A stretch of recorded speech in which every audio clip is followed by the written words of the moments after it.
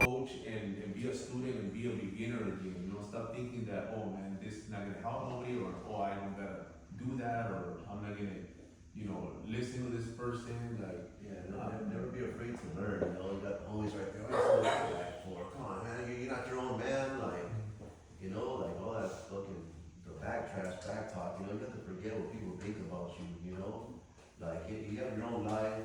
We really tried that life, and it didn't work. So then you have to focus on your guys' selves, and that's just it. And at the end of the day, you're gonna be by yourself. You're gonna go to your house with your kids by yourself. No homies are gonna go with you. So all that shit don't matter. You know what I'm saying? Like. You have to just get pumped up and motivated and tell your story. A lot of people are afraid of the camera, You have to tell your story. Everybody has a story, a good story. And those people are gonna attach to you because you're gonna open it up and they're gonna feel you, oh, this guy's telling us his whole story right here. I can mess with this guy. I live that way.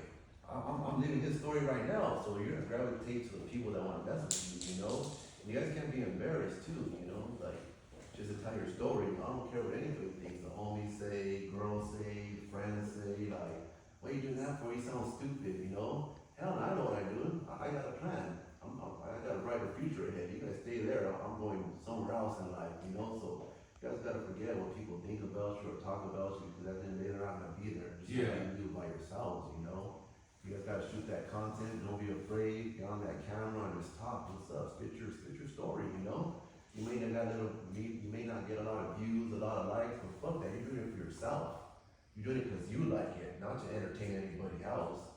You know what I'm saying? And then gradually it'll start coming. Boom, boom, boom. So don't get depleted if you guys don't see something right off away. The bat, right off the bat. Because you can start at the top, but you won't respect it. You know what I'm saying? Grinding from the bottom, you're gonna die and respect that shit harder. Like, damn, I grinded. Man, I went to work, fucking drove 10, 15 hours work, came back, I got my workout in, only had 1 hour sleep. You're gonna know the grind, how hard it took you to get when you're up here. Like, well, I grinded, I worked my ass off, I didn't get no money in the bank, and think, oh, I bought all this shit. Starting from the bottom is way better, for me, because you're gonna respect it more, and you're gonna love it more. It's earned, the passion, He's better, he fucks it up, and he's like, fuck, again, I fucked it up, he's still struggling to lose. Yeah, he just doesn't know how to get out of that, there's a lot of things that he obviously honestly, doesn't make it I've been right. coaching since I'm 16, so that doesn't really affect me, to be honest. It's just you as an individual want to understand, but sometimes you just gotta let it go. No, sometimes, you just gotta understand that, there's no explanation needed. If you just let go and just understand the place that he's in, you're gonna feel better, because you're gonna be like, you know what, he's not in a stage of growth and understanding, even though he's a man, I'm just gonna forgive him for all the fucking shit he did, and I'm just gonna push, keep pushing. And you can actually control the narrative. Like if you react different to him when he calls and things of that nature, you can control that narrative. You can actually cause him to behave differently by the way you react to him. Well, that's what like happened. the whole. Yeah, well, that's what happened a week ago. Because he had called me. He's like, "You sound weird. You sound angry." And I was like, "No, I'm good. I'm just busy. I'll call you back." And then he kept calling me back and calling me back. And he changed his demeanor, the way he spoke, his tone. And he's like, "You know what? I was wrong." And I'm like, "You know what? That's fine. I just, I'm not gonna do this with you anymore. If you want to call me and be cool, be nice with me and my kids and my brother, that's fine. If not, then we don't need to be on that level with each other." But look at Lisa, sometimes he probably doesn't know how to act, because if he's even reaching out to you, he has some kind of love, because you're the only one that probably takes his call. You're probably the only one that shows that little bit of still love, so he's like, damn, I don't wanna get it, or else, he wouldn't even bother, but he's just see it as man, he's trying his best with what he fucking has, and he doesn't have much. In the mindset department, in the growth department, you just gotta understand that this guy doesn't even know probably how to approach his daughter and make her feel secure that he loves her, and just be very, like, for you to feel that he's, you know, sorry for everything that he did, he's still like battling with that.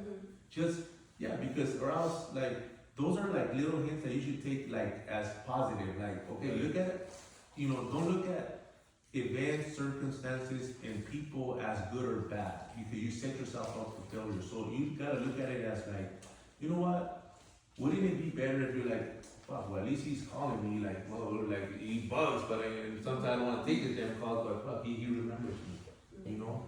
Use something that's gonna better you and that's gonna make you have a better day, that like, fuck, he's gonna call me, I don't wanna hear nothing stupid, because I'm gonna be pissed off. You're already projecting. Yep. You Because know? my brother's like, don't answer. I'm like, man, I'm just gonna answer because, It's good because look at, then at I'm least you trying heard to- your voice. yeah. At least you were like, hey, at least I picked up. I didn't try you on, because then you're gonna feel bad, you know, ignoring them. You know, so just take it, you know, show that that's his fucking way of fucking showing love, even if it's fucked up. I mean, that's a way of him showing that, you know, I care for you, daughter, you know, I'm a fucked up dad, and I don't know how to even fucking talk to my own daughter, but I'm fucking here calling, you know?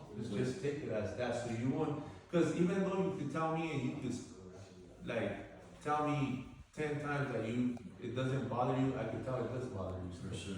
I could sense it, I know because it was brought up. You know, that's still something that you have to just change the way that you see that, because you can't categorize him as a bad person. You just know that he's trying, you know, he's trying his best with whatever he has, his resources that he, you know, he fucking barely holding on to, you know, life, you know. What I mean by control the narrative too, like when he calls you and he's possibly like being nasty, flip the script and instead of getting mad, be like, Dad, I love you. When you feel better, give me a call. I'll be here. Yeah. And that shit will hit him in a way like you getting aggravated about why the fuck do you act like this? Yeah, Nah. 'cause we'll go at it. Say, Dad, you know what? Yeah, you had more. I love you. When he's being nasty, he'll be like, what the fuck? Like, you control the narrative. You literally, it's like if you're in a relationship, you're in a marriage, and y'all fighting all the time, and let's say the wife, would just use the wife for example, let's say the wife goes to a 10 very easily all the time. Ooh, she's super angry, goes to a 10. If you join her, then that's where y'all are gonna stay at, and it's just gonna always get crazy. But when an individual can stay like at a 3, when someone goes to a 10, the person at the 10 can't help but to come down. You feel like a fucking moron up here screaming and acting crazy, and you got your spouse like, happy. baby, I love you. Like, what? Just sit down, chill out. You know, and That works on everything. Always pissed, he's like, I love you.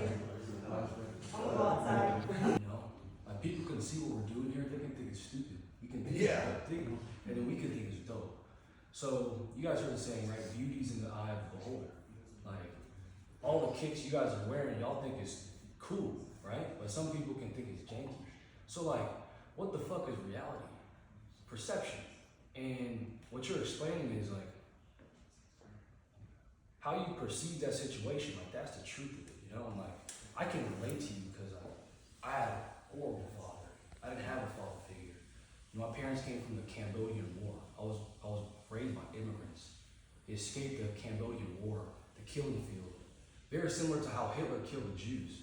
There's a guy named Pol Pot. He wanted to wipe out Cambodians just for whatever, just for power, for ego, for pride. And he killed 5 million Cambodians in the 60s. And it's crazy because like they killed my grandpas, you know, both of them. You know, both of them they were generals in the war. And so my dad's dad, my mom's dad, they were shot and killed, you know.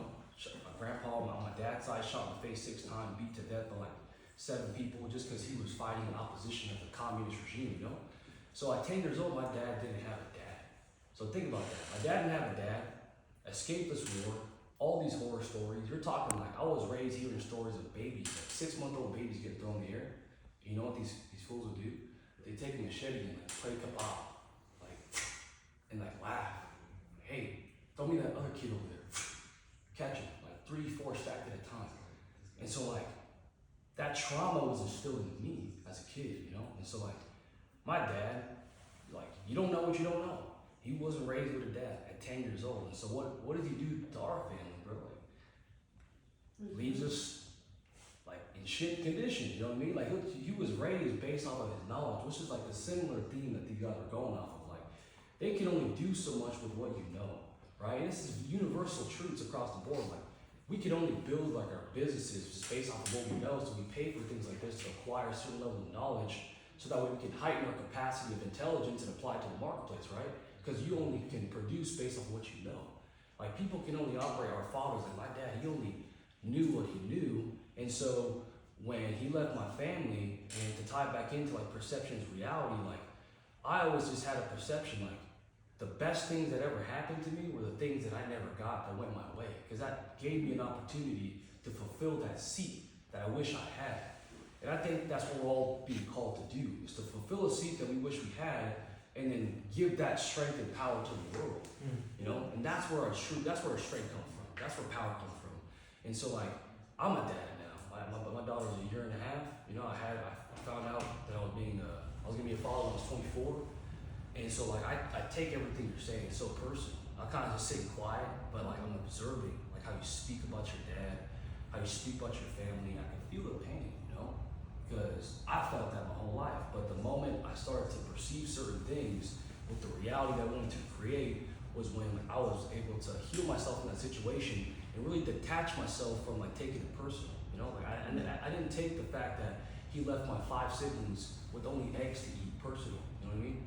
And my mom with $40 a month, and like my mom's like the queen of my life, bro. And like $40 for lunch, you can't even buy nothing for herself. Like, you just, all we could eat was fucking eggs, bro. Because my dad was like spending bread on like strippers or fucking, you know, those nail salon people, Craigslist girls. Like, yeah, he had a vice. So like, he neglected his family, and so like, you know, he had all these problems that I never really took personal, because I just knew like he only knew what he knew, and so.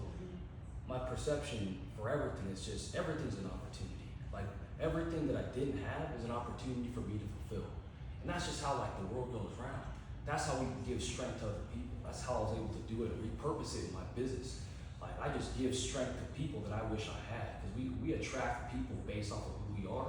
And the contrast between who we once were and who we are now, like, that's gonna create that funnel in terms of like the people that you're gonna be able to service, right? So the contrast between like who I once was and who I am now is how I can service people. But like, you gotta be real with yourself and understand like, who the fuck do I need?